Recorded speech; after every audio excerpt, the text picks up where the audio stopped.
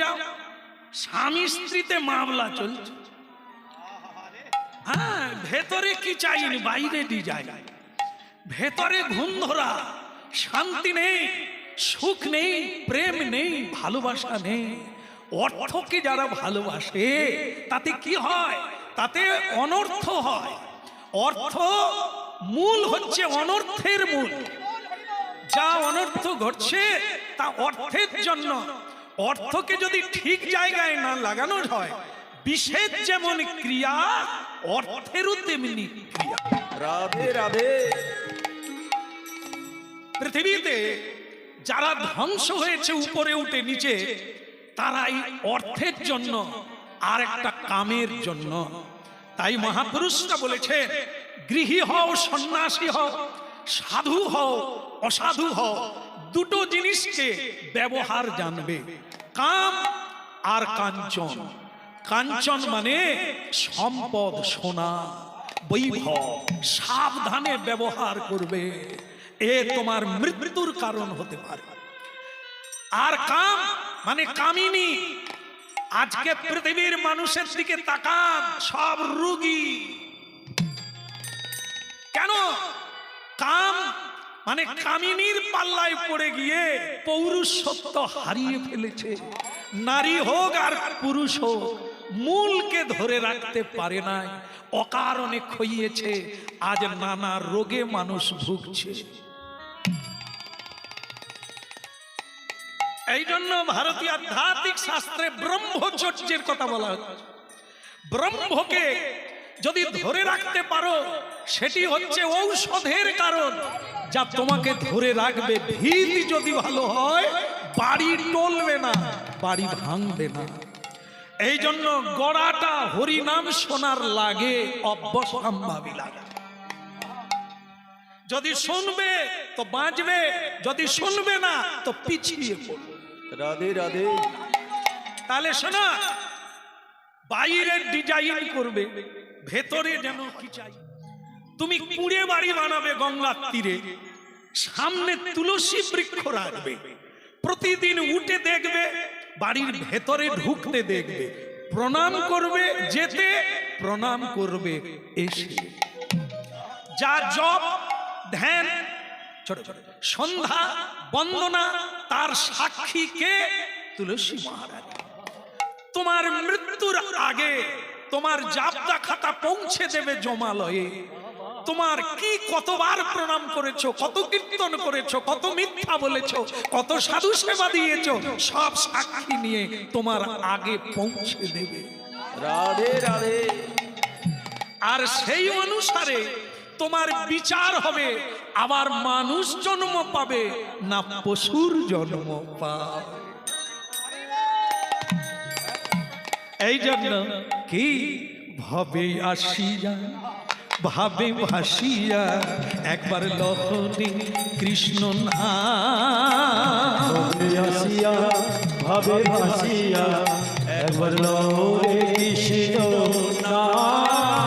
ভাবে আসিয়া ভাবে ভাসিয়া একবার লহরে কৃষ্ণ নাম।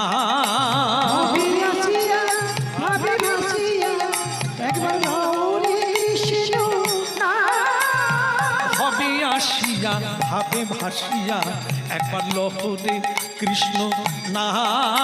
ভাবে আসিয়া ভাবে ভাসিয়া একবার লহরে কৃষ্ণ নাম। জপনা কৃষ্ণ নাম, হরি নাম অবিরাম। জপনা হরি নাম কৃষ্ণ নাম অবিরাম। জপনা মধুর নাম কৃষ্ণ নাম অবিরাম।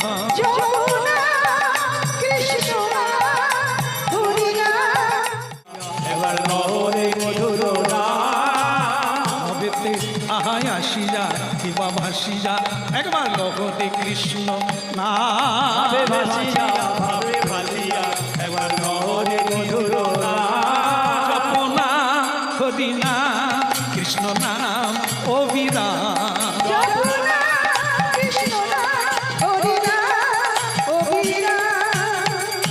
হরি বল। এখন ভক্তমণ্ডলী মায়েরা যারা পড়াশুনো করে তাদের একটা ভয়ঙ্কর জিনিস কি, যারা পড়াশুনো করে পরীক্ষা দিতে হবে, ওই জায়গাটাই গন্ডগোলের জায়গা।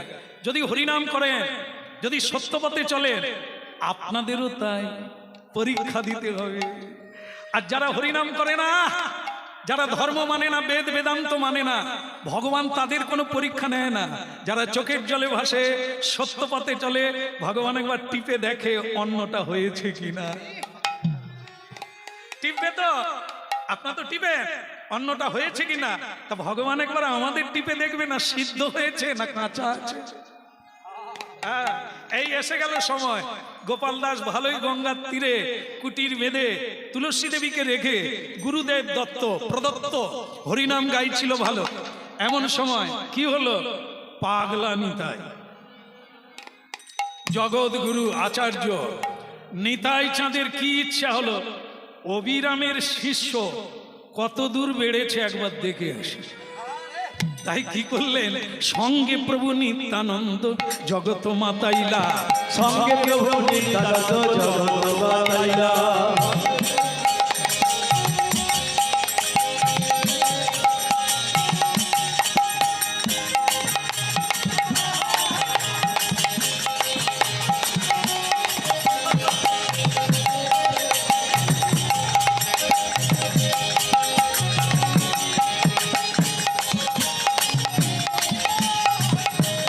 সঙ্গে প্রভু নিত্যানন্দ জগত মাতাইলা, সঙ্গে প্রভু নিত্যানন্দ জগৎ মাতাইলা।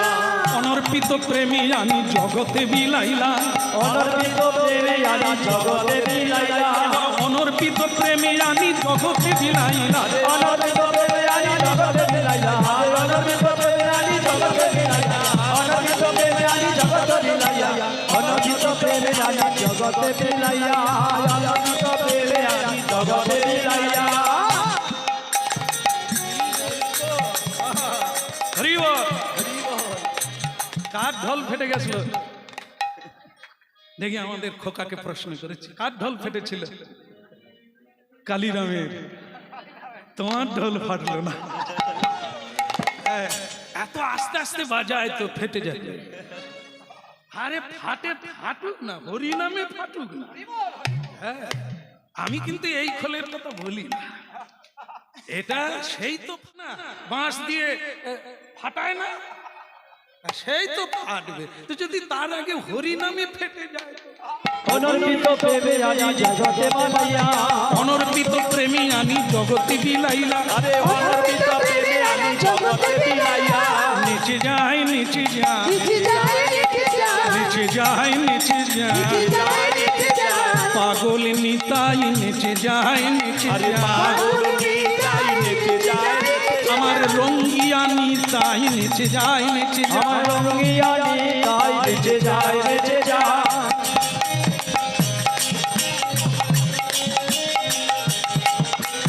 রঙ্গিয়া হরি বল। হরি বল। আমি একটু হালকা হলাম, সে আবার চাপ। আচ্ছা ঠিক আছে, আসলে মালা দোকানদার সব ডুপ্লিকেট, সরু তার দিয়ে দিয়েছে, এইটুকু না আসলাম আর। হ্যাঁ, এবারে দেখি তোমার মালা কত দূর টিকে, বলো রাধে রাধে। হ্যাঁ, আসলে আমাদেরও দোষ না, দোষ কম নয়। দোকানে গিয়ে দাদা কমা মালা দেন, যেদিন বিয়ে হবে সেদিন বলবে দামি মালা দেন, হ্যাঁ, গড়িয়া মালা। আর যেদিন কীর্তনিয়া কিন্তু ফাঁকা ফাঁকা দেন না, ফাঁকা ফাঁকা। এই দেখেন, এই যে গাঁথা মালা 1:30 বেজে গেছে, আসলে গান গাইতে গাইতে আমার খেয়াল নেই, এত বেলা হয়ে গেছে গোপাল দাস, 1:30 বেজে গেছে। তোমার বাড়িতে এসেছি, তুমি কি ব্যবস্থা করেছো? কারণ নিত্যানন্দ তো আজ আর মিষ্টি করে বলবে না, ও তো টিপে দেখতে আসছে। অবিরাম একজন সদ্গুরু, তার শিষ্য কতটা নিতে পেরেছো গোডাউন থেকে, গুরুর ভান্ডার। কিন্তু তুমি হতভাগা, ছোট কুটুরি, না জামবাটি, না গামলা, না বস্তা, কতটা নিতে পেরেছো? ও তো করুণার সিন্ধু, প্রেমের ভান্ডারী, তুমি কতটা গুরুর কাছ থেকে নিতে পেরেছো সেটা দেখবো। 1:30 বাজে, খালি হাসলে হবে, ধুলো নিলে হবে? হ্যাঁ, 1:30 বেজে গেছে, আমি খিদে সহ্য করতে পারি না, তাড়াতাড়ি করো, প্রসাদের ব্যবস্থা করো। তো বলে গুরুজি ভয় করবেন না, আমাকে একটু সময় দেন, ভোগ হয়েই আছে, আসলে আমি তো এখনো সেবা পাই না, আপনার সংকীর্তনের আওয়াজ পেয়ে আমি মানে সেবা নিতে পারি না, তাই ছুটে গিয়েছি আপনাকে আনার জন্য। সবই ঠিক আছে, এ প্রসাদ হবে না, আগে এ প্রসাদ হবে না। তাহলে কোন প্রসাদ বলুন, আপনি যেভাবে বলবেন। হ্যাঁ, এই কথাটা বলি মহারাজ বলেছিল, যা চাইবেন তাই দেব, তারপর 3 পা জায়গা দিতে পারেন। তুমি কি সেরকমই বলছো নাকি? আগে না, বলি মহারাজ যেমন শেষ পর্যন্ত মাথা দিয়ে দিয়েছিল, আমি প্রাণও দিয়ে দেব। ঠিক আছে ঠিক আছে, প্রাণ দিতে হবে না, প্রসাদ দিলেই হবে। সেটা হচ্ছে ভগবান পেলে তাকে বলা হয় প্রসাদ। মহাপ্রসাদ কখন হয় জানো? ভগবানকে নিবেদন করলে হয় প্রসাদ, কিন্তু মহাপ্রসাদ কখন হয়? যখন ভক্ত সেবা করে, তার নাম হয় মহাপ্রসাদ। নিতাই, আমাকে মহাপ্রসাদ দাও। বলে প্রভু সেটা কি করে পাবো, আমি তো ভোগ লাগিয়ে বসে আছি, আপনি সেই প্রসাদ পান? হবে না, একবার হয় না বলো, আর না হলে দাও। বলে তাহলে প্রভু হবে কি করে? হবে, উপায় আছে, যদি শোনো তাহলে বলবো। বলবো বলবো দেখো, বলবো, অনেকেই বলে আপনি বলুন না, পারি করবো, নাই তো নাই, এরকম খালে আমি নেই। যদি পারো তো প্রাণ দিয়ে তার চেষ্টা কর, আর না হলে বলুন না দেখি, বলুন না দেখি, পারি। এরকম হতভাগা শিষ্যের জোট কাটা বাঁশ, মুড়া বাঁশ কাজে লাগবে। আরে মুড়া মাছ ভিতরে ফাটাও জল ঢুকে বসে আছে, বাঁশ ঝাড় আছে, বাঁশ সম্পর্কে কোনো জ্ঞান নাই। বলো রাধা রানী কি জয়, প্রেম সে বলো রাধে রাধে। মহাপ্রসাদের কি হলো? বলে গুরুদেব তাহলে প্রসাদ কি একটা উপায় বলুন। শোনো, পুরী ধাম জানো? আগে হ্যাঁ। নীলাচল জানো? নাম শুনেছি। তাই সেই নীলাচলে প্রভু জগন্নাথ, সেখানে মহাপ্রসাদের হাট বসে। তুমি যদি আমার জন্য মহাপ্রসাদের ব্যবস্থা করো তাহলে তুমি বাঁচবে, না হলে অভিশাপ দিয়ে বাড়ি যাবে। অবস্থা খারাপ, পারলে দেখবো, নাই তো নাই, বলার কোনো চান্স নাই। দিতে পারো বাঁচবে, না হলে এই আজকের মতো সূর্য ওঠা বন্ধ হয়ে যাবে। এখন কি করবে? বলে গুরুদেব তাহলে আপনাকে বসতে হবে, সে প্রসাদ আনতে আনতে তো আগামীকাল সকাল হয়ে যাবে, কারণ সে তো হেথা না, ট্রেন যাব, এখন ট্রেনে গেলেও আজকে হবে না, তা আমি পায়ে হেঁটে যাব, আস্তে আস্তে তো আগামীকাল হবে না।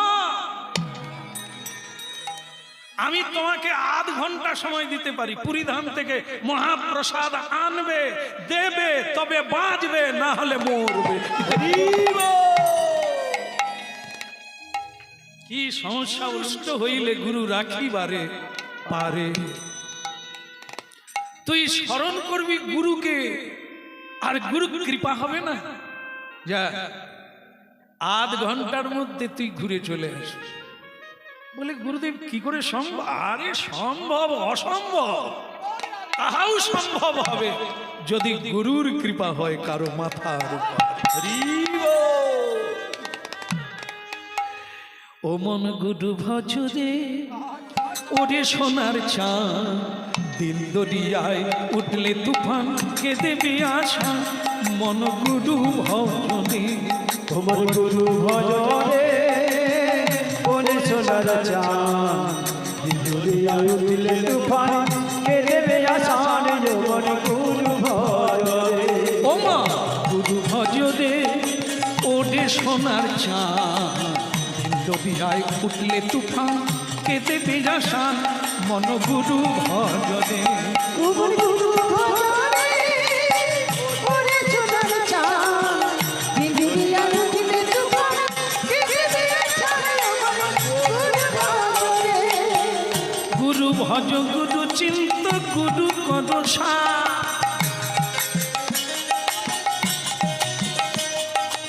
গুরু ভজ গুরু চিন্ত গুরু কর সাথ,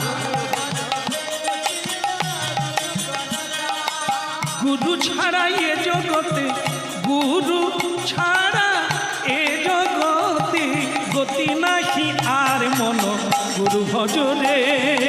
ওরে সোনার চাঁদ দরিয়ায় উঠলে তুফান, কে দেবে আসান মন গুরু ভজরে।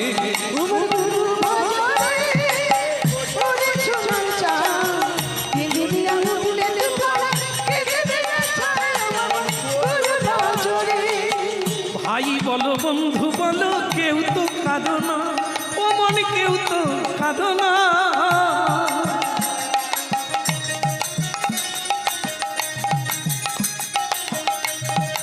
ভাই বলো বন্ধু বলো কেউ তো কাঁদো না, ও মন কেউ তো কাঁদো না।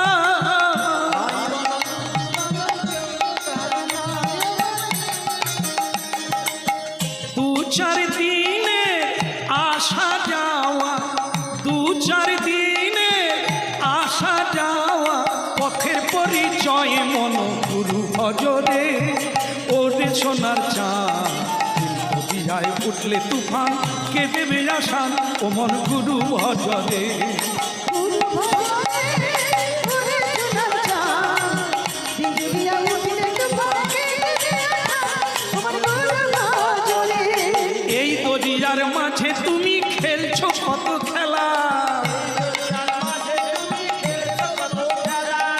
এই দরিয়ার মাঝে তুমি খেলছো কত খেলা। আবার একবার পিছন ফিরে চেয়ে দেখো, পিছন ফিরে চেয়ে দেখো, বহে গেল বেলা ও মন গুরু ভজরে। ওরে সোনার চাঁদ হরি হরি বল। ওরে গুরু ভজরে ওরে সোনার চাঁদ, পৃথিবী আঙুলে তুফান, কে দেবে আসান তোমার গুরু ভজরে। গুরু ভজরে ওরে সোনার চাঁদ, পৃথিবী আঙুলে তুফান, কে দেবে আসান তোমার গুরু ভজরে। তোমার গুরু ভজরে, তোমার গুরু ভজরে। গৌর হরি বল। পরম দয়াল শ্রী গুরুদেব কি। তা গুরুদেব তাহলে কি করে হবে? এদিকে আয়। আমি তোর পিঠে দুটো পাখা বেঁধে দেব, আগে শেষকালে কোন নদীতে গিয়ে পড়ে মরবো। গুরুদেব পাখা, আমি মানুষ, এই, তুই মানুষ হ আর পশু হ, গুরু কি না সম্ভবে? তা তোকে আমি হরি রাম হরি রাম রাম রাম হরে হরে।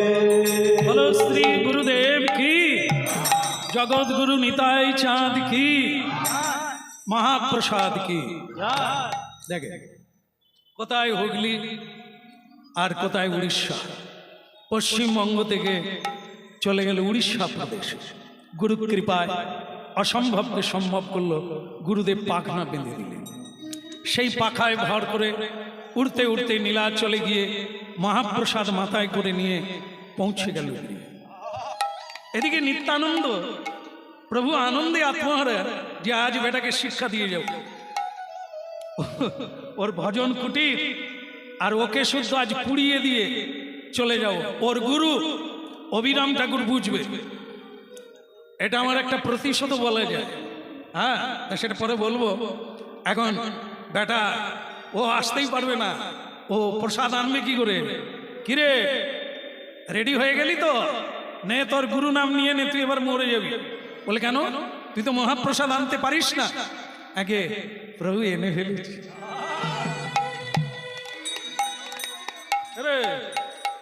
তুই কি পাখি নাকি? তুই কি পাখি? উড়ে যাবি আর উড়ে চলে আসবি? তুই তো মানুষ। বলে হ্যাঁ, তবে আমার গুরুদেব আমাকে পাখি বানিয়ে দিয়েছে। তোর গুরুর সঙ্গে দেখা হলো কোথায়? আগে আপনি যখন বাইরে রাগ করে বসে আছেন, অভিশাপ দেবেন বলে রেডি আছেন, আমার গুরুদেব তো ভেতরে ঢুকে গেল। হ্যাঁ, একটাই দরজা, কোথা দিয়ে ঢুকলো রে, কোথা দিয়ে গেল রে? তোর গুরুদেব এসেছিল। আগে গুরুদেব তো আমাকে ওই দুটো কুলো দুধারে বেঁধে দিয়েছে। ওটাই পাখনা হয়ে গেল, ওটাই পাখা মনে করে আমি গুরুর নাম নিতে থাকলাম। নীলাচলে চলে গেলি। ওই পান্ডারা আমার গুরুদেবের নাম শুনে ভয়ে তাড়াতাড়ি করে প্রসাদ দিয়ে দিলেন। আপনার নামও বলে, আমার নামও বলে দিল। হ্যাঁ, বললাম যে উনি অল্প সময়ের মধ্যে প্রসাদ না দিলে আমাকে পুড়িয়ে দেবেন, তুই এটাও বলে দিয়ে এলি। তা ভালো করলি, তো প্রসাদ এনেছি গুরুদেব, এবার আপনি শুধু বসলেই হবে।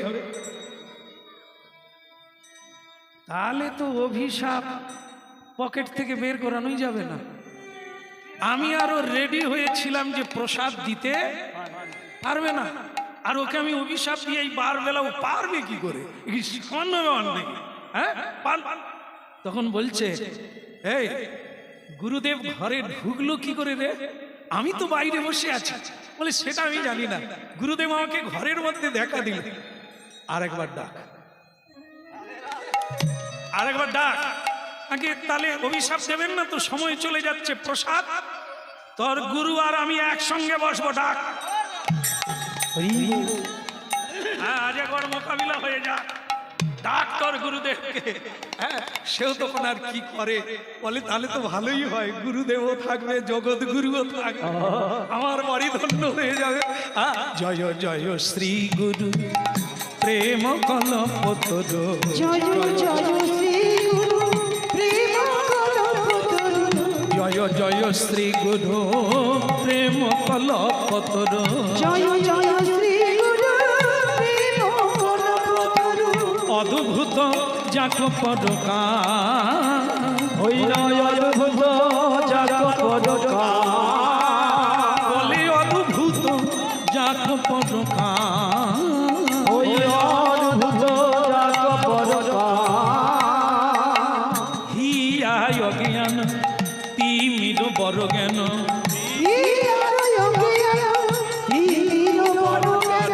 সুচন্দ্র কি রণে করুণা, ওই না সুচন্দ্র কি অনেক করুণা, সুচন্দ্র কি রণে করুণা, ওই না সুচন্দ্র কি অনেক করুণা, জয় দাও জয় দাও, জয় দাও জয় দাও, পরম দয়াল গুরুদেবের জয় দাও জয় দাও, জয় দিলে জয় হয়ে যাবি, জয় দাও জয় দাও। পারবে কি? পৃথিবীতে সব চাইতে বড় বল কোনটা জানিস? গুরু বল। ধনবল, দেহবল, জনবল, তপবল, সাধন বল, সব বলের ঊর্ধ্বে বল হচ্ছে গুরু কৃপা। যার আছে তার সব আছে, যার গুরু বল নাই তার সব থেকেও কিছুই নাই। তা বল, সমস্যার সমাধান হয়েছে কোথায়? প্রভু নিত্যানন্দ কোথায়? নিত্যানন্দ বলে তাহলে এসেছো বিরাম। হরি ও হরি ও হরি ও, প্রভু নিত্যানন্দ বেরিয়ে এলেন ভেতর থেকে। আর অবিরাম ঠাকুর বললেন, কি ব্যাপার শ্রীপাদ নিত্যানন্দ, তোমার সঙ্গে আর কেউ নেই দেখছি, তুমি একা? নিত্যানন্দ প্রভু বলে, আমি এসেছিলাম টিপে দেখার তরে। তোমার শিষ্যের বাড়বাড়ন্ত কত। তা অবিরাম ঠাকুর বলে, কথার ভেতরে যেন একটু ক্রোধ আছে বলে মনে হয়। তুমি তো অক্রোধ নিত্যানন্দ, তুমি কি কোনো ক্রোধ রেখেছ? রাখবো না। এনার ক্রোধ তো অন্য জায়গায় নয়, ওই অবিরাম ঠাকুরের উপরে। নিত্যানন্দের 5টা ছেলে বেঁচে নাই এই অবিরাম ঠাকুরের জন্য। ইনি যাকে প্রণাম করবে সে ট্যাঁ করে প্যাঁ হয়ে, মানে সে আর বাঁচবে না। কারণ এই অবিরাম ঠাকুরের প্রণাম কেউ সহ্য করতে পারে না। যদি কোনো বিগ্রহকে প্রণাম করে, বিগ্রহ ফেটে চৌচির হয়ে যায়। কোন সাধুকে প্রণাম করবে, সাধুর ভেতরে যদি কিছু থাকে তো ভালো, নাহলে বোম ফেটে যাবে। এই জন্য অবিরাম ঠাকুর যে রাস্তা দিয়ে যায় ওই রাস্তায় কেউ থাকেন কেন? যদি প্রণাম করে তাহলে অবস্থা খারাপ। তার ভক্তমণ্ডলী মায়েরা, উনি এরকম ঘটনা অনেক ঘটেছে। একবার শীতলা মায়ের মন্দিরে গেছে। এই যে আমাদের গ্রাম্য মাতা শীতলা মা থাকে না, তা এক শীতলা মা, হ্যাঁ সেই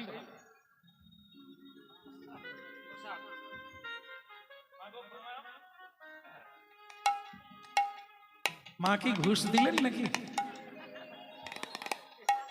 আপনার চরণে প্রণাম মা। আপনাকে বলি না, মা শীতলা দেবীকে অবিরাম ঠাকুর দেখতে পেয়েছে।